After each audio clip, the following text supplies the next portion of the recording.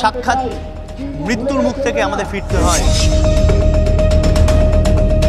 আমার camera person অর্ঘ্য এবং আমাকে ধাক্কাধাক্কি করা শুরু হয়। এখানকার পুলিশ এই ট্রমা সেন্টারের ভেতরে লুকিয়ে রাখে দুজনকে। আমি নিজেদের মোবাইলে এখন রেকর্ড করছি, আমরা সত্যি জানি না আমাদের সাথে এরপরে কি হবে।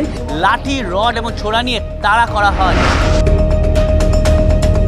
আমরা কোনোভাবে প্রাণপণে ছুটে চলে যাই আরজিকর মর্গের ঠিক গেটের সামনে, কারণ আমরা জানি না আমরা বাঁচবো কিনা। আরজিকর কাণ্ডের প্রতিবাদে রাতে রাস্তায় নেমেছিলেন মেয়েরা, নারীরা। আর সেই দিনটিকেই বেছে নিয়েছিল দুর্বৃত্তরা। সাধারণ মানুষ বলা চলে না তাদের, কারণ এই আরজিকর হাসপাতালের ভেতরে ঢুকে তাণ্ডব লীলা চালালো এই দুর্বৃত্তরাই। কোথা থেকে এসেছিল কেউ জানে না, কিন্তু একটা কথা পরিষ্কার, তাদের মূল উদ্দেশ্য ছিল এই আরজিকর কাণ্ডের আন্দোলনটিকে অন্যদিকে ঘুরিয়ে দেওয়া। অর্থাৎ তার যে মুখটি সেটি সম্পূর্ণ অন্য পথে চালনা করাই এই দুর্বৃত্তদের মূলত উদ্দেশ্য ছিল। রাতের বেলায় কি ঘটনা ঘটেছিল? গতকাল মশাল হাতে নিয়ে মিছিল করে ডিওয়াইএফআই, এসএফআই এর বিভিন্ন কর্মী সমর্থকরা। তারা যখন আরজিকর থেকে মিছিল নিয়ে শ্যামবাজারের দিকে যায়, তখনই ঠিক বেলগাছিয়া ব্রিজের ওপরে ভিড় করতে শুরু করে প্রায় 3 থেকে 3,500 সাধারণ মানুষ, যদিও তখনও তারা সাধারণ মানুষ ছিল। সেই মিছিল যখন শ্যামবাজার থেকে ফিরে আসতে শুরু করে আরজিকরের দিকে, এবং মিছিল করে এসে তারা ঠিক আরজিকর হাসপাতালের উল্টো দিকে মঞ্চে বক্তব্য রেখে তাদের যাবতীয় কর্মসূচি সমাপ্ত করার পথে ছিল, তখনই ঘটল ঘটনা। বেলগাছিয়া বস্তির দিক থেকে প্রায় 3,500 থেকে 4,000 সাধারণ মানুষ তারা কিন্তু ছুটে এলেন। তারা আরজিকর হাসপাতালের সামনে চিৎকার চেঁচামেচিতে ফেটে পড়লেন। উই ওয়ান্ট জাস্টিস, এই দাবিতে তারা সোচ্চার হতে শুরু করলেন। তখনও পরিস্থিতি নিয়ন্ত্রণের মধ্যে ছিল, কিন্তু তারপরেই ঘটল সেই ঘটনা। আচমকাই সেই সাধারণ মানুষের মধ্যে লুকিয়ে থাকা দুর্বৃত্তরা উত্তেজিত হয়ে উঠলেন, এবং তারপরই পুলিশকে ধাক্কা দিয়ে ঢুকে পড়ল এই আরজিকর হাসপাতালের এমার্জেন্সির ঘরের ভিতরে। সেখানে চলল তুমুল তাণ্ডব। ভাঙচুর করা হলো একের পর এক দামি দামি সামগ্রী, চিকিৎসার সরঞ্জাম, এমনকি দামি দামি ওষুধ লুটপাট হয়ে গেল। পুলিশ ঠিক আমি যেখানে দাঁড়িয়ে আছি সেখানেই দাঁড়িয়েছিল। পুলিশ কিচ্ছু করতে পারেনি, কারণ প্রায় 3,500 4,000 দুর্বৃত্তর কাছে এই পুলিশ ছিল নগণ্য। 20 থেকে 25 জন পুলিশ লাঠি নিয়ে তারা দাঁড়িয়েছিল। তারা কোনোভাবেই সেই দুর্বৃত্তদের মোকাবিলা করতে সক্ষম ছিল না। ঠিক আন্দোলন যে মঞ্চ রয়েছে, সে আন্দোলন মঞ্চের কাছে চলে তুমুল ভাঙচুর। একের পর এক চেয়ার টেবিল ভেঙে ফেলা হয়। এরপর দুর্বৃত্তরা এমার্জেন্সি বিল্ডিংয়ের ভেতর ঢুকে লুটপাট চালায়, দামি দামি সরঞ্জাম ভেঙে ফেলে, একের পর এক সরঞ্জামে অগ্নিসংযোগের চেষ্টা করে। সেই অগ্নিসংযোগের চেষ্টার পর তুমুল তাণ্ডবলীলা চালায় এই দুর্বৃত্তরা। পুলিশ অসহায়।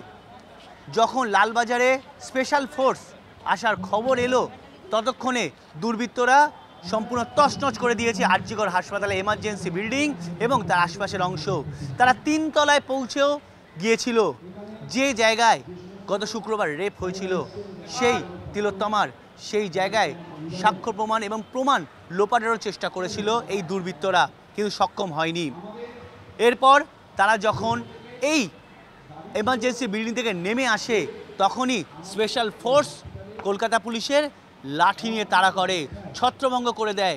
একের পর এক কাঁদানের শেল ফাটাতে থাকে। দুপক্ষের মারপিটে রণক্ষেত্র ওঠে বেলগাছিয়া বস্তি সংলগ্ন এলাকা, আরজিকর রোড সংলগ্ন সেতু এবং অন্যান্য অংশ।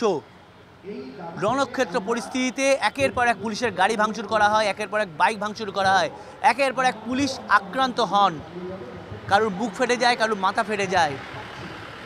ঘটনা কিছুক্ষণ পর কলকাতা পুলিশের কমিশনার বিনীত গোয়েল আসেন। তিনি যারা এই ধরনের কর্মকাণ্ড করছিল তাদের সঙ্গে কথা বলার চেষ্টা করে, কিন্তু তারা কোনোভাবেই পুলিশ কমিশনারের কথা শুনছিলেন না।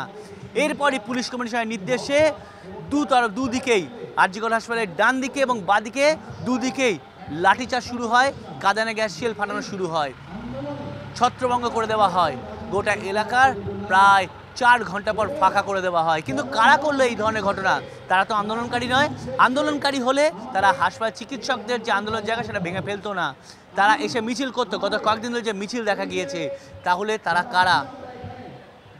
আমি যখন সেই জায়গায় যখন দুর্বৃত্তরা ভাঙচুর করছে তখন সেখানে পৌঁছালাম, তখন প্রথমে ছবি করতে সক্ষম হলেও তারপর আমার ক্যামেরা পার্সন অর্ঘ্য এবং আমাকে ধাক্কাধাক্কি করা শুরু হয়, লাঠি রড এবং ছোড়া নিয়ে তাড়া করা হয় এবং সেখান থেকে আমাদের ছুট করিয়ে এই অংশ ছাড়া করা হয়। আমরা কোনোভাবে প্রাণপণে ছুটে চলে যাই আর.জি. কর মর্গের ঠিক গেটের সামনে। সেখানে গিয়েও রীতিমতো হুমকি ছুটে আসে, আমরা কোনোভাবে পালিয়ে বাঁচি।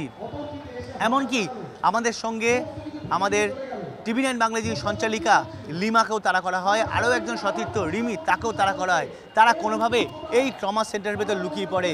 তারা প্রথমে একটি ওটির ভেতরে লুকিয়ে পড়েছিল, সেখান থেকে অন্ধকারের মধ্যে বসে তারা গোটা বিবরণ জানায়। তারপর এখানকার পুলিশ এই ট্রমা সেন্টারের ভেতরে লুকিয়ে রাখে দুজনকে। কোনোভাবে তারা প্রাণে বাঁচি আমরা।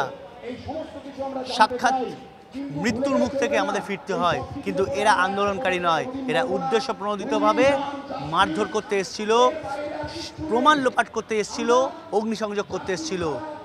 সরকারি সম্পদ নষ্ট করে রীতিমতো নরপিশাচের উল্লাসে ফেটে পড়ে এই দুর্বৃত্তরা। পুলিশ ইতিমধ্যে বেশ কয়েকজন গ্রেপ্তার করেছে, এমনকি পুলিশ ইতিমধ্যে কয়েকজনকে চিহ্নিত করে তাদের সোশ্যাল নেটওয়ার্কের সাইটে তাদের ছবিও দিয়ে দিয়েছে। কিন্তু পুলিশের কাছে একটাই প্রশ্ন, যখন ঘটনা ঘটছিল তখন যদি বাড়তি ফোর্স থাকতো তাহলে এই ধরনের ঘটনা এড়া যেত, কিন্তু কেন হলো না সেটাই কিন্তু প্রশ্ন রয়ে গেল। ক্যামেরায় অর্ঘ্যের সঙ্গে সায়ন্ত ভট্টাচার্য, TV9 বাংলা, কলকাতা।